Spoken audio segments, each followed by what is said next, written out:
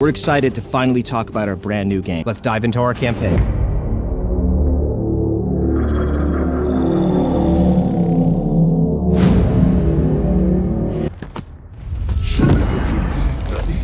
It's not me you want. Somehow Menendez is returned. I don't believe in ghosts. No need to. I can say that you are definitely going to see some of the most trippy shit you have ever seen in a Call of Duty campaign. What the hell?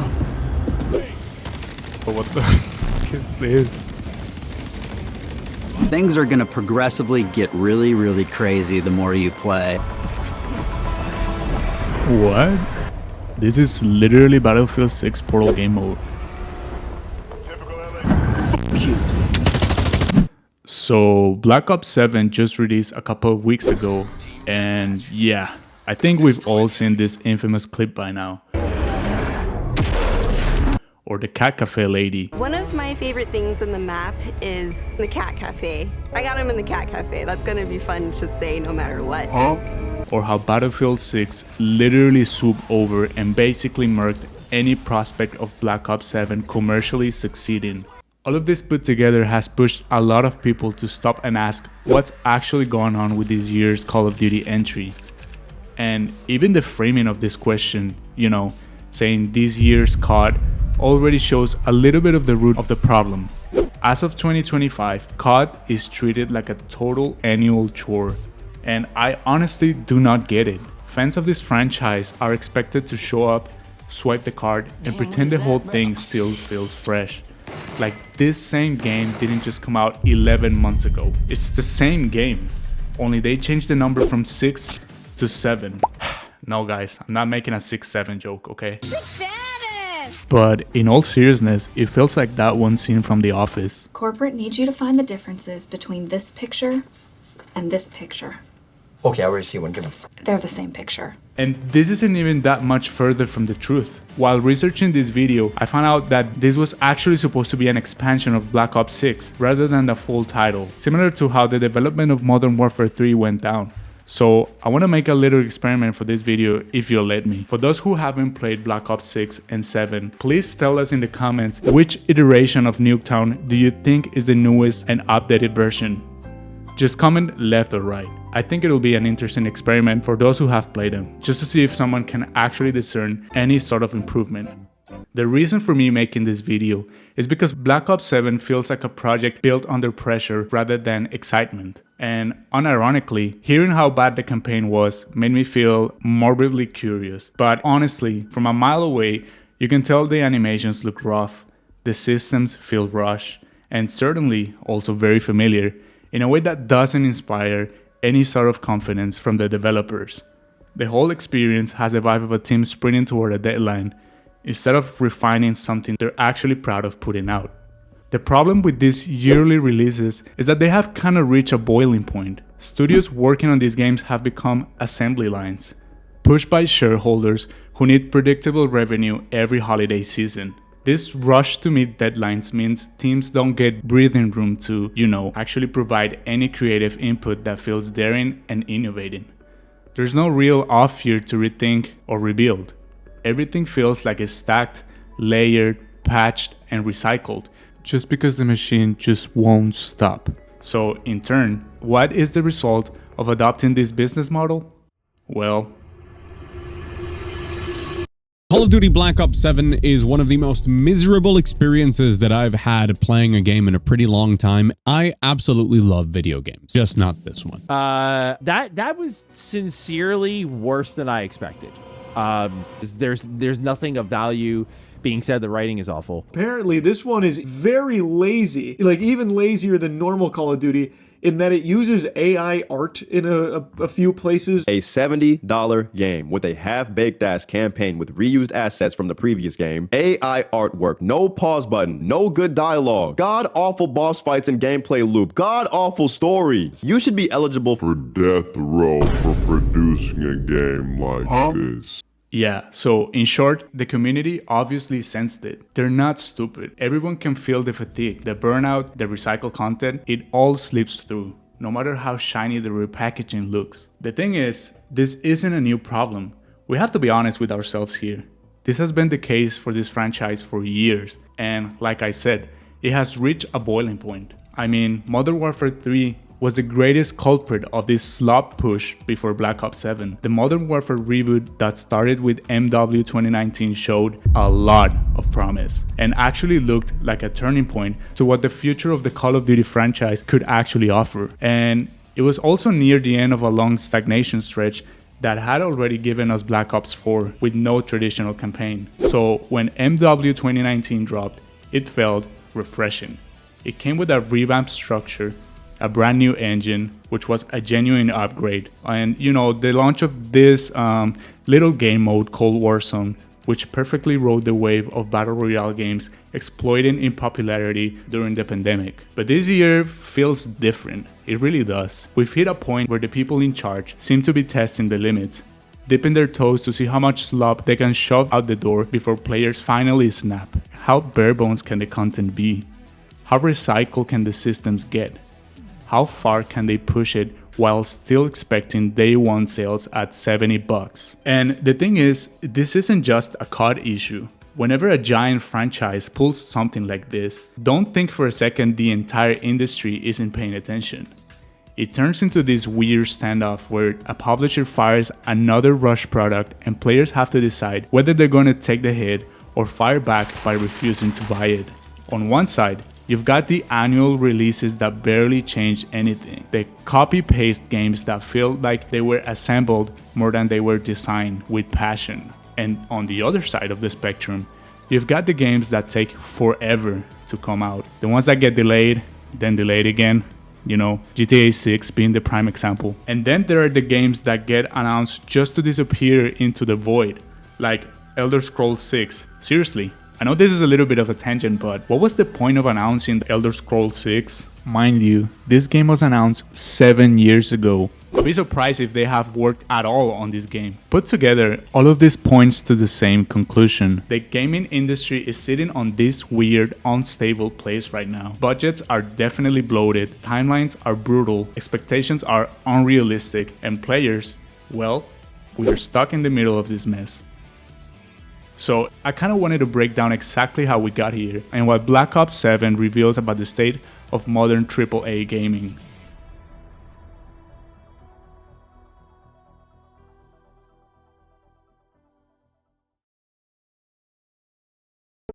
I want to start by saying I am in no way a Call of Duty hater, far from it actually. I lived for the gritty, grounded era of COD, especially from Treyarch, which, in case you're not in the loop, is the studio behind Black Ops, not to be confused with Infinity Ward. We're gonna be specifically centering around Treyarch for this video, and I kinda needed to make that distinction. When the first Black Ops dropped, that tonal shift hit like an electric shock, pun intended. What's your name? Fuck you! You open the game strapped to a chair in this cold, dimly lit interrogation room, surrounded by tools that, you know, definitely wouldn't pass on a Geneva convention. Your shirt's covered in blood. There's a voice distorted behind a glass pane that forces you to relive memories you barely understand. Let's start at the beginning. Cuba, 1961, the Bay of Pigs. We know you were there. And at the time, I felt like it was a wild leap compared to the more straightforward, linear storytelling COD had relied on before. As you dig through the missions, piecing together what any of this means, hearing the numbers, what are they saying? The whole thing unfolds into something I can only describe as this paranoid Cold War fever dream. And then, spoiler or whatever, it's a 15-year-old game and we're all getting old. Just face it. You know, you find out you were programmed to assassinate JFK. I'm told that you are the very best that we have. That premise was fucking bonkers. But it was executed so well in my opinion, and with so much style and confidence that it just worked. Black Ops is probably the only COD campaign I remember enjoying even more than the multiplayer. And if I start yapping about zombies, about this creepy atmosphere that, in my opinion, was perfectly carried from World at War but died after Black Ops 1, I mean, just listen to it.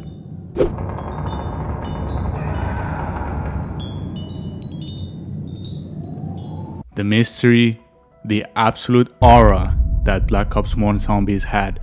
This video would then just turn into a 3-hour glaze fest, which, now that I think of it, doesn't sound like a bad idea for a video at all.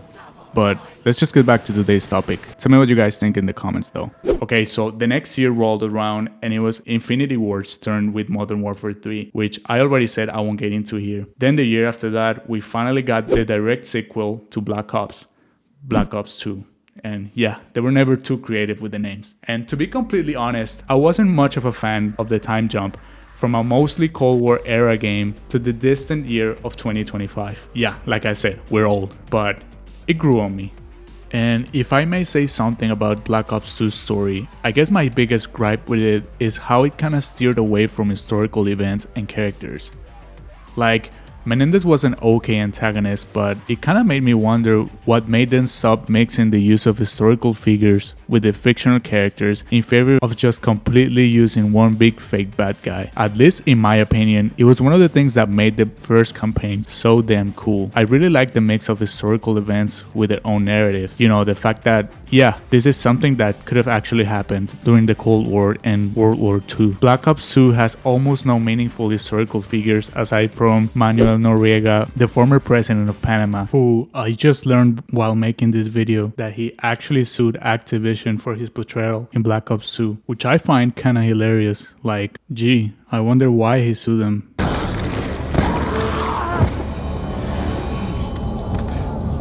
No witnesses. But anyway, and the other kind of relevant historical figure was Jonas Sambibi, the leader of the UNITA movement in Angola, which only appears in the first mission.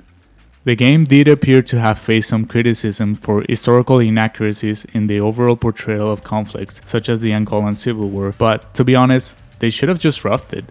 I mean, they were in fact the guys that brought us a zombies map with JFK, Richard Nixon, Robert McNamara, and Fidel Castro. It appears the Pentagon has been breached. Zombies. Gentlemen, lock and load. Do not pray for easy lives, my friends. Pray to be stronger men. So, yeah, they weren't really known for chasing historical accuracy. The multiplayer on Black Ops 2, at least to me, was undeniably a step up. Fast, balanced, and ridiculously addicting. The Big Ten system, the maps, which are so good, we're still getting remakes of them in the newer games to the point where it's mostly just full of BO2 maps. The guns, with honorable mention to the sound design of these guns. I mean, doesn't this right here just kinda scratches an itch in your brain you can't describe?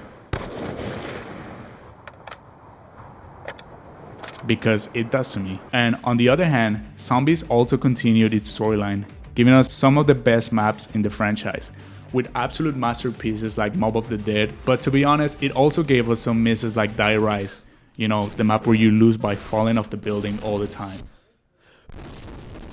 Then fast forward, Frank Underwood. Looks like we have an operator on our hands. Good job, son. Welcome to Atlas. And then it came 2015. And with it, Black Ops 3. And out of the original trilogy, this is the one where the campaign just evaporated from my brain. Like, I remember almost nothing about it. The time jump was even more extreme, now set in like 2065. And whatever narrative they were trying to tell got buried under this cyber this, neural that, I don't know. The multiplayer was fine to me, personally, but it did catch a lot of heat for the exoskeleton movement and wall running, which, funnily enough, Treyarch brought a version of that movement back for BO7. And as for the zombies in Black Ops 3, I just gotta fess up and say I couldn't get into the zombies mode for this game. I feel like there were just too many things with the alternate multiverse, the new characters, the bubblegums and the tentacles and whatnot. And I know they went and redid a bunch of BO1 zombie maps. I guess that's good. Yep, this is not my Kino, guys. Not my Kino. So if anybody has some actual feedback on BO3 zombies, I'd like to read about it in the comments. But at least to my knowledge, zombies also kind of went the same path of the novel entry, the escalation, and then the downward shift. I'll explain more about this later on. But yeah, okay, the reason I'm going through the original Black Ops trilogy is because once a franchise hit its soft reboot era, Cold War worked almost like a Black Ops 1 reset, if you catch the drift. And then Black Ops 6 and 7 followed a structure that loosely mirrors the old trilogy. The grounded entry, then the escalation, and then the shift. Almost like Treyarch was intentionally echoing what worked before. Except not really, because Black Ops 7, if you believe it, works more as a Black Ops 2 direct sequel rather than a sequel for Black Ops 6. I'll get into it and explain it better in a minute, but does this make any sense? The point is that I ask, what did they actually do with that same template this time around? So, once the reboot era kicked off, Black Ops Cold War basically served as Treyarch's chance to reestablish the foundation of the Black Ops narrative. They did it similarly to Modern Warfare, although I guess MW is a real actual reboot, whereas in Cold War is more kind of like a sequel, since it doesn't quite retcons anything that happened, at least in Black Ops 1. So we got to see some fan favorites come back like Mason, Woods the Onion. I'm a goddamn onion, Mason. You should know that. Huh? And Hudson. Cold War acted like a modernized Black Ops 1.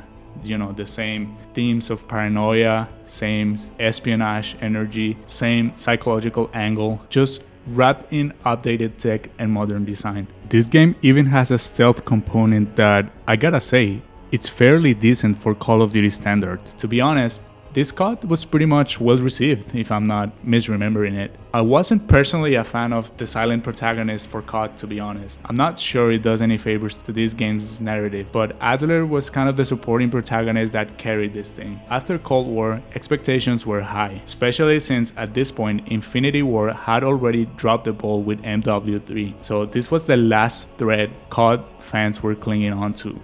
Surely, Treyarch wasn't going to fail them and was actually going to bring a worthy sequel to their reboot. And it did, actually. And I gotta say, masterfully. This was the Black Ops 2 of the 9th generation of consoles. But this time, it was called Black Ops Gulf War. And it was perfect because it followed the same theme of Cold and now Gulf. Wait, what's that? Oh wait. They actually scrapped that to rush development and release Black Ops 6 instead, similar to what happened with the development of MW2 and 3 being back-to-back. Oh, yeah, you're right. Well, that's a bummer. Like, I'm sorry, but Black Ops 6 doesn't even make sense. Goddamn onion, Mason. Does that make Cold War Black Ops 5? How does the timeline work chronologically? Is it BO1, Cold War, Black Ops 6, and then 3, 4, 7? Or are we retconning 3 and 4? I need some serious help to figure out what do these numbers mean. The numbers? What are they saying? So what was actually Black Ops 6 then? Well, story-wise, it kind of followed the fallout of Adler's rogue actions, the collapse of trust inside the CIA, and the rise of new power players who want to reshape US intelligence. And it was okay. I mean, clearly nowhere near as memorable as Cold War, which was generally received positively. This one was a little bit of a mixed bag, but in my opinion, it was just as passable as it gets. It didn't stain the good name of the franchise, but the cracks were definitely showing. And the drastic change of plans, titles, and what looked like a desperation move with them breaking the formula and releasing 2 Black Ops games back to back instead of sticking to the usual 3-studio formula that this series has been sticking to for better or worse since the 8th generation of consoles. First with Modern Warfare 2 and 3, and then Black Ops 6 and 7. It's definitely the sort of thing that makes you wonder if they're struggling behind the scenes because you keep getting more and more entries attached to these titles. And you know, don't get me wrong, this scattershot, throw everything at the wall mentality that Treyarch is adopting could be a good thing or it could be a bad thing, but at the very least, it has to be better than what Modern Warfare 3 did, right? Well, I have a terrible confession to make to you guys before we continue with this video. So I'm just gonna come out and say it too, just to kind of get it out of the way. I actually bought the game.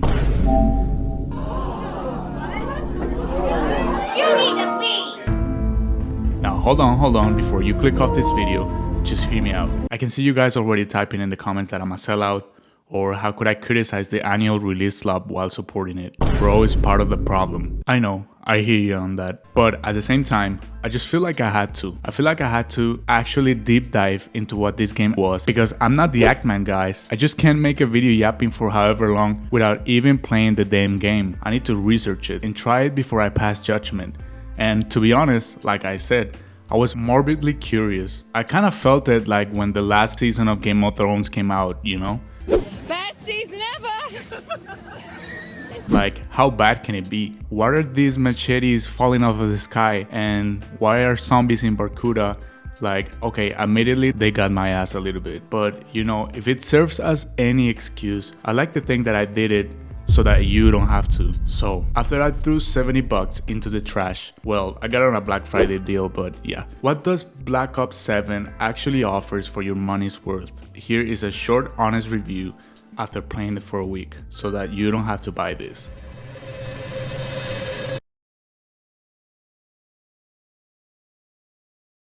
Let's start with the story mode, or campaign, whatever you call it. I'm gonna be honest right out the gate. Shockingly, I know, the campaign sucks in this game. It's terrible, and it's one of the worst in this series' history. And I think it does enough to drag whatever good they might have done with the rest of the game. So what is this story actually about? You're not gonna believe me, but the main plot is that somehow Raul Menendez returned. Somehow Menendez is returned. Just to give you like a brief recap, okay, I'm not gonna dwell on this, but the story goes that 10 years after Cortez dies at Judgment Day, Spectre 1, a JSOC unit led by David Mason, is deployed to Avalon after a leaked video suggests Raul Menendez is somehow still alive. Inside one of Gilda's labs, the team walks straight into a setup by the CEO. The squad gets exposed to the Cradle, which is like a next generation biotoxin that just basically hijacks the cybernetic implants every soldier has been running and links their minds, forcing them into the same shared hallucinations. Basically the Black Ops 3 D&I nightmares, but involuntary and far more unstable. These visions rip open every unresolved piece of psychological damage the team has been carrying with themselves. For David, it's Alex Mason, it's Woods, and it's every mistake he's had to bury under military protocol. And for the rest of the squad, it's their own unresolved scars dragged into a collective mental space they can't control. And so yeah, that's the reason of how we got that skibidi toilet ass boss fight in the end. Things are gonna progressively get really, really crazy the more you play. What the fuck is this? Like, I cannot, for the life of me, think of anybody who would enjoy playing this. Why even do it in the first place? Kids? Is that the answer of who they thought would play this? Because if I put myself into the shoes of my 10-year-old self, I can name you 100 games I'd rather play than this garbage. Long story short, this is bad. Last year's campaign with Black Ops 6, they kinda dipped their toes with the zombie hallucination cradle crap, and it was bad. So you know what they decided to do for this year's campaign? They decided to make the entire game just that. The entire 11 missions. They just doubled down and gave us literal slop. Recycled maps, recycled stories, no development for any of the characters, and it was all very pointless. It's a pointless waste of time. And none of this compares to the actual real problem of this year's campaign. Because yeah, sure, I could go all day talking about how terrible the story and the lane level design, the blade and map reuse, but the real core problem, it's simple.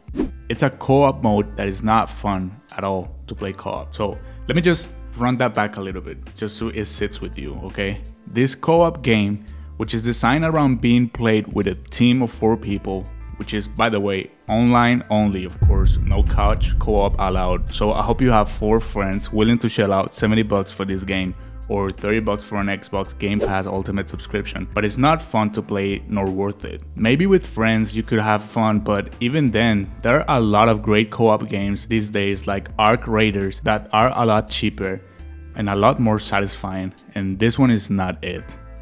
There's so many problems with the team-based nature of this game, and they just do not make sense from a design perspective. Like, cutscenes are completely unskippable. You can skip some of them, but they still force you and your teammates to sit through long, boring dialogue segments where there's nothing happening. And also sometimes you're forced to do these basic puzzle segments where really only one player gets to participate. Otherwise you do nothing creative or interesting with the 4-player setup. There's literally only one mission that tries to mix things up by separating the team, and that's it. So yeah, this terrible idea mixed with the fact that the plot is incredibly basic, especially in Black Ops where, to be honest, in the past you can get plots that are a little too complicated. But this is the opposite. It's basically a nostalgia rehash of Black Ops 2 with the writing and the dialogue that's so blunt and stupid, it's almost unbelievable. And you know what? On the other side, we have the multiplayer, which is, dare I say, fun? I mean, it's Call of Duty. Just give me ranked play and search and destroy, and the rinse and repeat is enough to drive this game mode for me, to be honest. If you don't care as much for the PvE stuff you see in the campaign or endgame mode, which, by the way, you need to complete to unlock, then it's fine. I mean, as good as a COD multiplayer can be, you get what you get.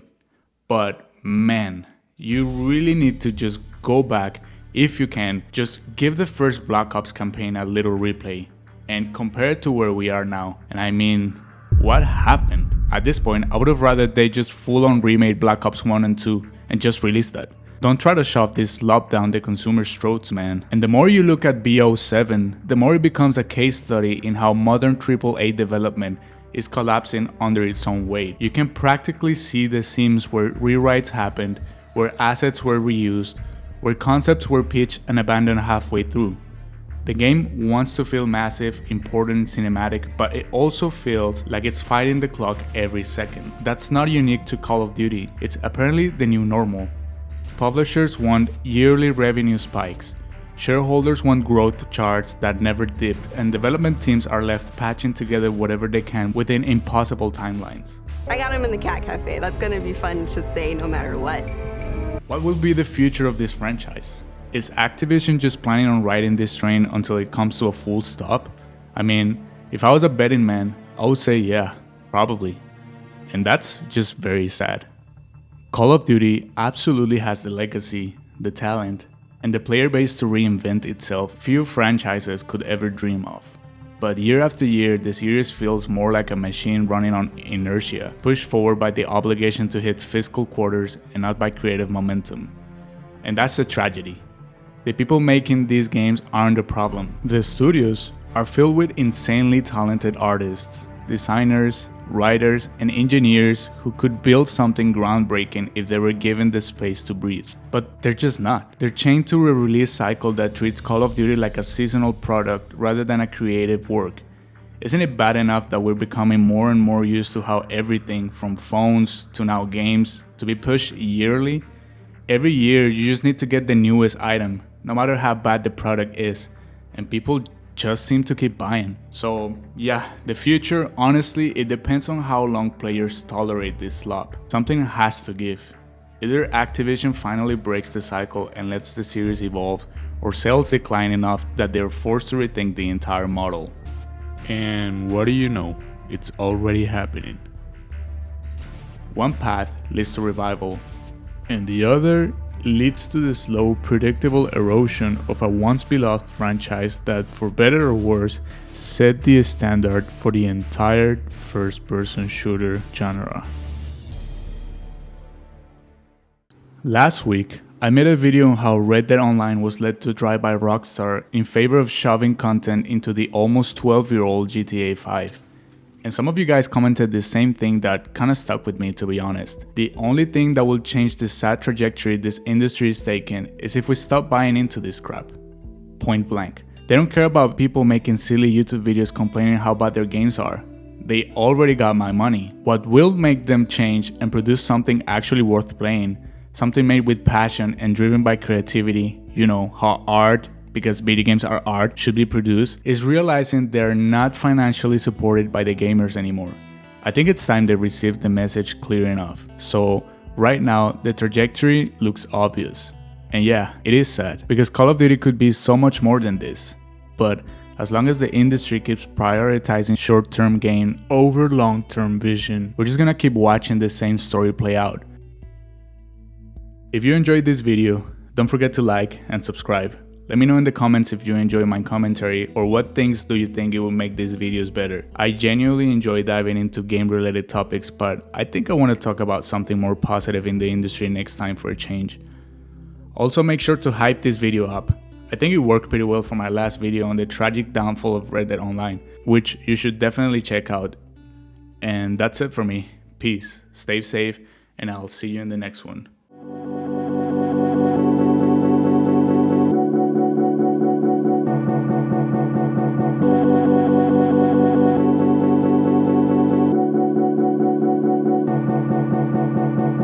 I'm a goddamn onion, Mason.